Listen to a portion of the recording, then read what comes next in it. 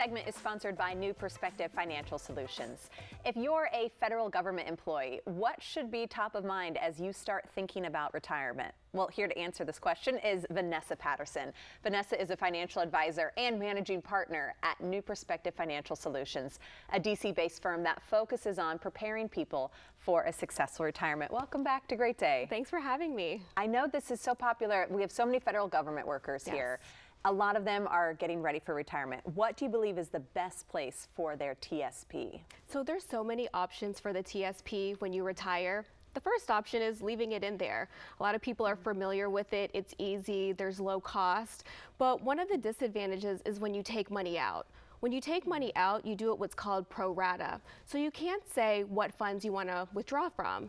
So for example, you might have a TSP and half is in the G fund and half is in the C fund. The G fund is the safe fund where you can't lose, but you get a little bit of growth. The C fund is like having the money in the S&P 500, so it's in stocks and it can go up and down. So let's say the market is crashing and you want to withdraw from your TSP.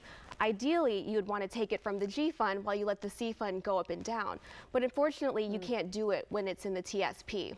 So that's why a popular option is to roll the funds over into an IRA. When you roll the funds into an IRA, you have more control over how it's invested. You can have it in individual stocks, or if you want to buy an AI ETF, you can do that. And when you withdraw funds, you can say, okay, these are the funds I want to liquidate when I withdraw the money. Also, you have more control over taxes as well. With the TSP, they automatically take out 20% federal, but they don't withhold anything for state. When it's in an IRA, you can say, hey, I want to withdraw 15% federal and 6% state. So you just have a little bit more control when it's in an IRA. Okay, there's so much in there. Yeah, that was a lot. Okay, so what do you feel are some of the larger mistakes that people are making when it comes to those IRA rollovers? Yes, so you are able to roll over funds from the TSP at 59.5 into an IRA. And when you do that, you don't have to pay any taxes because it's a rollover. But one of the biggest mistakes that I see is that you don't make the rollover check directly to the financial institution. Some people will make that check out to themselves, or they'll put it in the bank account first before it goes into the Fidelity or Schwab account. And you don't want to do that, because when you do, then that creates a taxable event. And you don't want to pay any taxes on a rollover because you don't have to. Okay. Another big mistake I see is if you retire early. So a rule of thumb is that when you withdraw funds from the TSP or an IRA, you have to wait until you're 59.5. Otherwise, there's a 10% penalty. However, if you retire from the federal government at 55, before that 59.5 number, you don't have to pay a penalty if you're taking funds out of the TSP.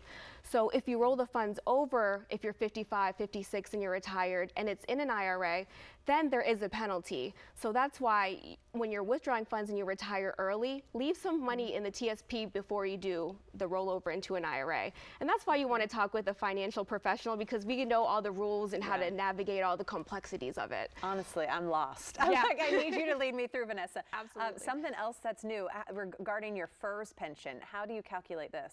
So the way the FERS pension is calculated is they average your high 3 years of working. They multiply that by your years of service, so like 30, 35 years.